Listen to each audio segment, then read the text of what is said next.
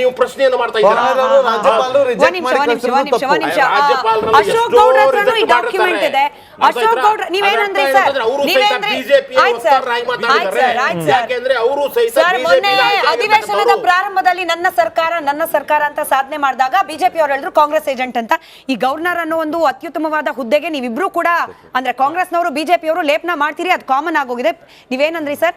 ಯಾವುದೇ ಧರ್ಮ, ಅದು ಯಾವ ಧರ್ಮಕ್ಕೆ ಸಂಬಂಧಪಟ್ಟಿದ್ದು ಅದನ್ನು ಮಾತ್ರ ಇನ್ಕ್ಲೂಡ್ ಮಾಡಬೇಕು, ಬೇರೆ ಧರ್ಮಕ್ಕೆ ಪ್ರಶ್ನೆ ಮಾಡೋ ಹಾಗಿಲ್ಲ, ಹಾಗಾಗಿ ಗವರ್ನರ್ ತಪ್ಪು. ಅಶೋಕ್ ಗೌಡ್ರ ಹತ್ರನೂ ಇದೆಯಪ್ಪ ಡಾಕ್ಯುಮೆಂಟ್, ಅವರು ಓದಿದ್ದಾರೆ ಸರ್. ಅದರಲ್ಲಿ ಎಲ್ಲೋ ಒಂದ್ ಕಡೆ ಪ್ರಸ್ತಾಪ ಆಗುತ್ತೆ, ನನಗೆ ಎಕ್ಸಾಕ್ಟ್ಲಿ ಆ ಕ್ಲಾಸ್ಗಳ ಸಂಖ್ಯೆ ಮರ್ತೋಗಿದ್ದೀನಿ. ಬೇರೆ ಧರ್ಮದವರು ಕೂಡ ಆ ಮಾನಿಟರ್ ಮಾಡುವಂತಹ ಒಂದು ಸಂಸ್ಥೆ ಏನು ದೇವಸ್ಥಾನದ ಒಳಗಡೆ ಒಂದು ಕಮಿಟಿ ಆಗುತ್ತೆ, ಅದ್ರ ಒಳಗಡೆ ಬೇರೆ ಧರ್ಮದವರು ಕೂಡ ಇನ್ವಾಲ್ವ್ ಆಗ್ಲಿಕ್ಕೆ ಅವಕಾಶ ಇದೆ ಅಂತಿದೆ. ಅಶೋಕ್ ಗೌಡ್ರು ಅಥವಾ ಮೋಹನ್ ಅವರು ಯಾರಾದ್ರೂ ಉತ್ತರಿಸಬಹುದು? ನಾನು ಫಸ್ಟ್ ಡೀಟೇಲ್ ಆಗಿ ಹೇಳ್ಬಿಡ್ತೀನಿ. ರಾಜ್ಯಪಾಲರು 2 ಕಾರಣಗಳಿಗೆ ಈ ಮಸೂದೆನ ವಾಪಸ್ ಕಳಿಸಿದ್ದಾರೆ. ಒಂದು ಫಸ್ಟ್ ಕಾರಣ ಏನು ಅಂತಂದ್ರೆ, ಈ ಸುಪ್ರೀಂ ಕೋರ್ಟ್ನಲ್ಲಿ ಈಗಾಗಲೇ ಇದು ಸಬ್ಜುಡಿಸ್ ಆಗಿರೋದ್ರಿಂದ ಇದಕ್ಕೆ ಅಮೆಂಡ್ಮೆಂಟ್ ಸರಿನಾ ಅಂತ ಫಸ್ಟ್ ರಾಜ್ಯಪಾಲರು ಕೇಳ್ತಾರೆ. ಅದು ಪ್ರಮುಖವಾದಂಥ ವಿಚಾರ ರಾಜ್ಯಪಾಲರು ವಾಪಸ್ ಕಳ್ಸೋಕ್ಕೆ. ಎರಡನೇ ವಿಚಾರ, ಯಾವ ರೀತಿ ಕ್ಲಾಸ್ ಅಮೆಂಡ್ಮೆಂಟ್ 17ನಲ್ಲಿ ಕ್ಲಾಸ್ ನಂಬರ್ 34ಗೆ ಅಮೆಂಡ್ ಮಾಡಿದಾಗ ಏನು ಹೇಳ್ತಾರೆ ಅಂತಂದರೆ, ಇವರು ಫಸ್ಟ್ ಅಲ್ಲಿ ಕ್ಲಾರಿಫಿಕೇಶನ್ ಕೊಟ್ಟಿಲ್ಲ, ಕ್ಲಾರಿಫಿಕೇಶನ್ ಓರಲ್ ಆಗಿ ಕ್ಲಾರಿಫಿಕೇಶನ್ ಕೊಡ್ತಾರೆ. ಏನಂತ ಹೇಳ್ತಾರೆ, ಯಾವುದೇ ಧರ್ಮದವ್ರನ್ನ ಬೇಕಾದ್ರೆ ಸೇರಿಸ್ಕೊಬಹುದು ಅಂತ ಹೇಳಿದ್ದಾರೆ. ಅದಾದಮೇಲೆ ಓರಲ್ ಕ್ಲಾರಿಫಿಕೇಶನ್ ಕೊಡ್ತಾರೆ ಬಾಬಾ ಬುಡನ್ಗಿರಿಗೆ ಮತ್ತು ಶಿವಮೊಗ್ಗ ಜಿಲ್ಲೆದು ಮಾತ್ರ. ನೋಡಿ, ಇಲ್ಲಿ ಬಿಗಿನಿಂಗಿಂದ ಸ್ವಲ್ಪ ಸ್ಟಾರ್ಟ್ ಮಾಡಿಬಿಡ್ತೀನಿ ನಾನು. 1956ಅಲ್ಲಿ ಕರ್ನಾಟಕ ರೀಸೆಟಲ್ಮೆಂಟ್ ಆ್ಯಕ್ಟ್ ಆದಾಗ ಇಲ್ಲಿ 4 ಭಾಗಗಳಾಗಿ ದೇವಸ್ಥಾನಗಳು 4 ಆ್ಯಕ್ಟ್ಗಳಲ್ಲಿ ಇತ್ತು. ಒಂದು ಹೈದರಾಬಾದ್ ಕರ್ನಾಟಕ ನಿಜಾಮರ ಆಡಳಿತದಲ್ಲಿತ್ತು, ಓಲ್ಡ್ ಮೈಸೂರು ಒಡೆಯರಲ್ಲಿತ್ತು, ಕೂರ್ಗ್ ಸಪ್ರೇಟ್ ಆಗಿತ್ತು, ಮತ್ತು ಬ್ರಿಟಿಷರಲ್ಲಿ ಬಾಂಬೆ ಬ್ರಿಟಿಷರು ಮತ್ತು ಮೆಡ್ರಾಸ್ನ ಪ್ರಾವಿನ್ಸಲ್ಲಿ ಬ್ರಿಟಿಷರು ಇದ್ದಂಥದ್ದು ಸಪ್ರೇಟ್ ಆಗಿತ್ತು. ಅದರಿಂದಾಗಿ 1963 ಮತ್ತು 1977ಅಲ್ಲಿ ಕ್ಲಿಯರ್ ಕಟ್ಟಾಗಿ ಹೇಳ್ತಾರೆ, ಒಂದು ಕಾಮನ್ ಆಗಿ ಒಂದು ಯಾವ್ದಾದ್ರು ಒಂದು ಆಕ್ಟ್ ಮಾಡಿ ಅಂತ ಹೇಳ್ತಾರೆ. ನೋಡಿ, ಇಲ್ಲಿ ಕ್ಲಿಯರ್ ಆಗಿ ಅರ್ಥ ಮಾಡ್ಕೊಬೇಕು, ಕಾಮನ್ ಆಗಿ ಆಕ್ಟ್ ಮಾಡಿ ಅಂತಾರೆ. ಅಂದ್ರೆ ಎಲ್ಲಾ ಧರ್ಮಗಳಿಗೂ ಅನ್ವಯ ಅಥವಾ ಎಲ್ಲ ಕೇವಲ ಹಿಂದೂ ದೇವಸ್ಥಾನ ಕ್ಲಾರಿಫೈ ಮಾಡ್ಬಿಡಿ, ಅದನ್ನು ಕೇವಲ ಹಿಂದೂ ದೇವಸ್ಥಾನಗಳಿಗೆ ಎಲ್ಲೂ ಕೂಡ ಎಲ್ಲಾ ಕರ್ನಾಟಕದಲ್ಲಿ ಇರ್ತಕ್ಕಂತಹ ಪ್ರತಿಯೊಂದು ಹಿಂದೂ ದೇವಸ್ಥಾನಗಳಿಗೆ ಯಾವ್ದಾದ್ರು ಒಂದು ಆಕ್ಟ್ ಮಾಡಿ ಅಂತ ಹೇಳ್ತಾರೆ. Endowment act was passed by Tamil Nadu first, ಅಂದ್ರೆ ಮೆಡ್ರಾಸ್ ಗವರ್ನಮೆಂಟ್. ಆಗ ಏನಂತಂದ್ರೆ ಪೆರಿಯರ ಈ ಸ್ಟುಪಿಡಿಟಿಯಿಂದ ಆದಂತಹ ಆಕ್ಟ್ ಇದು ಇರ್ಲಿ, ಅದೊಂದು separate. Stupidity or anybody. I call him a stupid. You don't have to object. But ಅದನ್ನ ನಿಮಗೂ ಹೇಳ್ಬೋದು ನಾವು. Our rights ಇದೆ. I don't have any respect for that man. ನಿಮ್ಮ ಪರ್ಸನಲ್ ಅಶೋಕ್ ಗೌಡ್ರೆ ನಾವು ಇಲ್ಲಿ ಪೆರಿಯಾರ್ ಅವರ ಬಗ್ಗೆ ಚರ್ಚೆ ಮಾಡ್ತಿಲ್ಲ. ಅಶೋಕ್ ಗೌಡ್ರೆ, ಪೆರಿಯಾರ್ ಅವರ ಬಗ್ಗೆ ನಾವು ಚರ್ಚೆ ಮಾಡ್ತಿಲ್ಲ. ನಿಮ್ಮ ವೈಯಕ್ತಿಕ ಒಪಿನಿಯನ್ ಇದ್ರೆ ಇಲ್ಲಿ ಬೇಡ, ನೀವು ಸೋಷಿಯಲ್ ಮೀಡಿಯಾದಲ್ಲ. ಸರ್, ನಾನು ಅಬ್ಜೆಕ್ಟ್ ಮಾಡ್ತಿದ್ದೀನಿ. ನೋಡಿ, ನಿಮ್ಮ ವೈಯಕ್ತಿಕ ಅಭಿಪ್ರಾಯಗಳನ್ನ ನಿಮ್ಮ ಸಾಮಾಜಿಕ ಜಾಲತಾಣದಲ್ಲಿ ಹಂಚಿಕೊಳ್ಳಿ, ಇಲ್ಲಿ ಬೇಡ. ಪೆರಿಯಾರ್ ಅಂತಹ ಒಬ್ಬ ವ್ಯಕ್ತಿಯಿಂದ ಆದಂತಹ ಹಿಂದೂ ಎಂಡೋರ್ಮೆಂಟ್ ಆಕ್ಟ್, ಅದಾದ್ಮೇಲೆ ಜೈನರು, ಸಿಖ್ರು ಮತ್ತು ಬುದ್ಧಿಸ್ಟ್ಗಳನ್ನ ಹೊರಗಡೆ ಇಟ್ಟು 1980ನಲ್ಲಿ ಇದು ಇನ್ನೂ ಒಂದು ಇಂಪಾರ್ಟೆಂಟ್, 1980ನಲ್ಲಿ ಹೈಕೋರ್ಟ್ ಆಫ್ ಕರ್ನಾಟಕ ಒಂದು ಡೈರೆಕ್ಷನ್ ಕೊಡುತ್ತೆ, ಮಾಡಲೇಬೇಕು, ಯಾವ್ದಾದ್ರು ಒಂದು ಕಾಮನ್ ಆಗಿರ್ಬೇಕು ಕಾನೂನು ಅಂತ ಹೇಳುತ್ತೆ. 1997ನಲ್ಲಿ ಹಿಂದೂ ಎಂಡೋರ್ಮೆಂಟ್ ಆಕ್ಟ್ ಅಂತ ತರ್ತಾರೆ. ಆಗ ಜೈನರು, ಸಿಖ್ರು, ಬುದ್ಧಿಸ್ಟ್ಗಳನ್ನ ಸಪ್ರೇಟ್ ಆಗಿರ್ತಾರೆ ಮತ್ತು 34,000 ದೇವಸ್ಥಾನಗಳಿಗೆ ಈ ಆಕ್ಟ್ ಅಪ್ಲೈ ಆಗ್ತದೆ ಅಂತ ಹೇಳ್ತಾರೆ. ಬಿಲೀವ್ ಮಿ ಆರ್ ನಾಟ್, ಹೈಕೋರ್ಟಲ್ಲಿ ಚಾಲೆಂಜ್ ಆಗ್ತದೆ. Article 19, article 25 and article 26 was violated ಅಂತ ಹೇಳಿ ಧಾರವಾಡ ಹೈಕೋರ್ಟ್ ಇದಕ್ಕೆ ಸ್ಟೇ ಕೊಡ್ತದೆ. ಅದಾದ್ಮೇಲೆ ಸುಪ್ರೀಂ ಕೋರ್ಟಲ್ಲಿ ಹೋಗಿ ಇವ್ರು ಚಾಲೆಂಜ್ ಮಾಡ್ತಾರೆ. ಅದಾದ್ಮೇಲೆ ನಾವು ಅನೇಕ ಬಾರಿ ಹೇಳ್ತಾ ಇದ್ದೀವಿ, ಕಾಮನ್ ಪೂಲ್ ಏನಿದೆಯಲ್ಲ, ಕಾಮನ್ ಪೂಲ್ ಯಾವಾಗ ಆಕ್ಟ್ ಆಯ್ತು ಆವಾಗಿಂದ ಕಾಮನ್ ಪೂಲ್ ಇದೆ. ಗಿರೀಶ್ ಭರದ್ವಾಜ್ ಅಂತ ಹೇಳಿ ನಮ್ಮ ಒಬ್ಬರು ಹೋರಾಟಗಾರರು RTI ಅಪ್ಲೈ ಮಾಡಿ ಎಲ್ಲಿ ಕಾಮನ್ ಪೂಲ್ ಫಂಡ್ ಅನ್ನ ಉಪಯೋಗಿಸ್ಕೊಂಡಿದ್ದೀರಾ ಅಂತ ಕೇಳ್ತಾರೆ. ಒಂದು 300 ಕೋಟಿ ರೂಪಾಯಿನ ಬ್ಯಾಂಕ್ ಡೆಪಾಸಿಟ್ಸ್ ಅಲ್ಲಿ ಇಟ್ಟಿದ್ದಾರೆ. 100 ಕೋಟಿ ರೂಪಾಯಿನ ದೇವಸ್ಥಾನದ ಕಾಮನ್ ಪೂಲ್, ಅಂದ್ರೆ ಇನ್ನೊಂದು ಸಿ ಗ್ರೇಡ್ ದೇವಸ್ಥಾನಕ್ಕೆ ಅಪ್ಲಿಫ್ಟ್ಮೆಂಟ್ಗೋ ಅಥವಾ ಏನೇನು ಹೇಳಿತ್ತು ಕಾಮನ್ ಪೂಲ್ ಅಲ್ಲಿ, ಅನಾಥಾಶ್ರಮ ಕಟ್ಟಬೇಕು, ಹಾಸ್ಪಿಟಲ್ಸ್ ಕಟ್ಟಬೇಕು, ಧರ್ಮಛತ್ರ ಕಟ್ಟಬೇಕು ಮತ್ತು ಮಕ್ಕಳ ಎಜುಕೇಶನ್ಗೆ ಹೆಲ್ಪ್ ಮಾಡಬೇಕು ಅಂತ ಹೇಳಿ ತತ್ಸುಮಾರು 100 ಕೋಟಿ ರೂಪಾಯಿ ಇದಕ್ಕೆ ಉಪಯೋಗಿಸ್ಕೊಂಡಿದ್ದಾರೆ. ಬಿಲೀವ್ ಮಿ ಆರ್ ನಾಟ್, ಇನ್ನ 300 ಕೋಟಿ ರೂಪಾಯಿ ಬಂತು.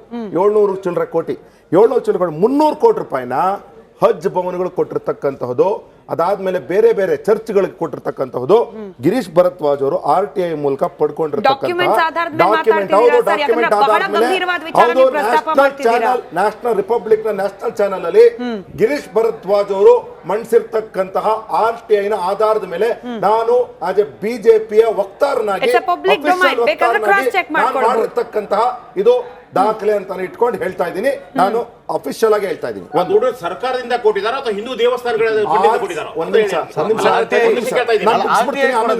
ಸರ್ ಆಟಿ ಅಲ್ಲ, ಈಗ ಏನ್ 300 ಕೋಟಿ ಅಂದ್ರಲ್ವಾ, 300 ಕೋಟಿ ರೂಪಾಯಿ ಸರ್ಕಾರ ಕೊಟ್ಟಿದೆಯೋ ಅಥವಾ ಹಿಂದೂ ದೇವಸ್ಥಾನ ಲಾಭದಿಂದ ಕೊಟ್ಟಿದೆಯೋ ನಮಗೆ ಬೇಕಾಗಿರೋದು. ಸರ್ ಕ್ಲಾರಿಫಿಕೇಶನ್ ಗೊತ್ತಿಲ್ಲ ಅಂತ ಕೇಳ್ತಾ ಇದ್ದೀನಿ. ನಾನು ಮುಗಿಸ್ಬಿಡ್ತೀನಿ, ಒಂದ್ ನಿಮಿಷ ಸರ್, ನಾನು ಮುಗಿಸ್ಬಿಡ್ತೀನಿ. One minute, less than 1 minute. ಅದಾದ್ಮೇಲೆ ಕರ್ನಾಟಕ ಸರ್ಕಾರ 2006ರಲ್ಲೇನೆ ಈ ಆಕ್ಟ್ ನ ಫಾಲೋ ಮಾಡುವುದು ಬೇಡ ಅಂತ ಹೇಳಿದ್ರು ಸಹ 2011 ಮತ್ತು ಇದರಲ್ಲಿ 2013 ಮತ್ತು 2018 ಮಧ್ಯದಲ್ಲಿ ಏನಾಗ್ತದೆ ಅಂತಂದ್ರೆ ಈ ಗಿರೀಶ್ ಭರದ್ವಾಜ್ ಅವ್ರದ್ದು ಏನು ಮಾಹಿತಿ ಹೇಳಿದೆ, 2013ರಿಂದ 2018 ಮಧ್ಯದಲ್ಲಿ ಈ ದುಡ್ಡನ್ನ ಉಪಯೋಗಿಸಿರ್ತಕ್ಕಂತಹದ್ದು ಅನ್ನೋದನ್ನ ಗಿರೀಶ್ ಭರದ್ವಾಜ್ ಸಿದ್ದರಾಮಯ್ಯ ಸರ್ಕಾರ. ಅದಾದ್ಮೇಲೆ ಮೋಸ್ಟ್ ಇಂಪಾರ್ಟೆಂಟ್ ನೋಡಿ, 317 ಮೌಲ್ವಿಗಳಿಗೆ ಇದರಿಂದ ಕಾಮನ್ ಪೂಲಿಂದ ಸಂಬಳ ಕೊಟ್ಟಿದ್ದಾರೆ ಅಂತಕ್ಕಂತಹದನ್ನು ವಿಚಾರ ಮಂಡನೆ ಮಾಡ್ತಾರೆ.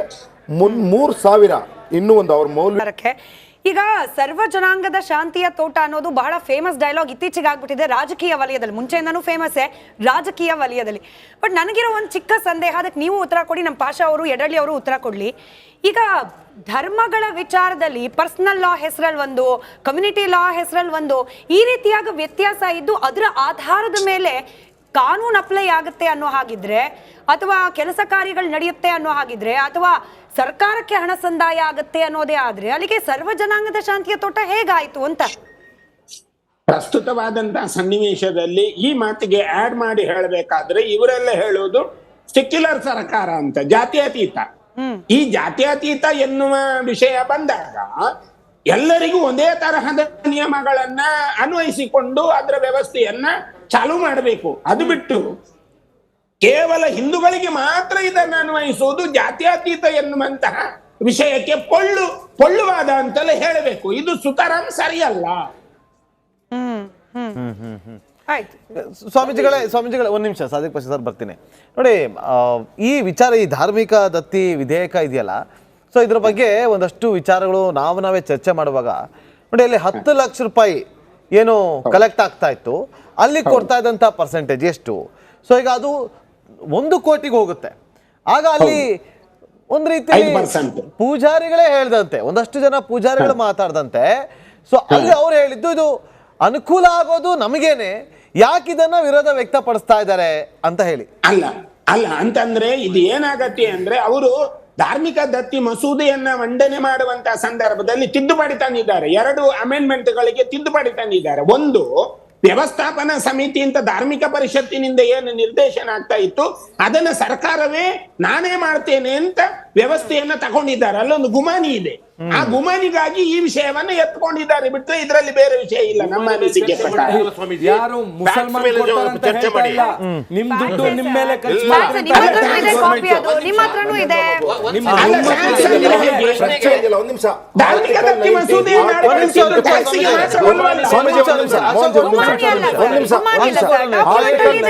ಆರ್ಟಿಕಲ್ 25 ಆರ್ಟಿಕಲ್ 26 ನ ಡೈರೆಕ್ಟ್ ವೈಲೇಷನ್ ಆಗಿತ್ತು 1997 ಬಿಲ್ ಅಂತ ಹೇಳಿ ಹೈಕೋರ್ಟ್ ಮತ್ತು ಸುಪ್ರೀಂ ಕೋರ್ಟ್, ಹೈಕೋರ್ಟ್ ಅದಕ್ಕೆ ಸ್ಟೇ ಕೊಟ್ಟಿದೆ, ಸುಪ್ರೀಂ ಕೋರ್ಟ್ ಅಬ್ಜೆಕ್ಷನ್ಸ್ ಇದೆ.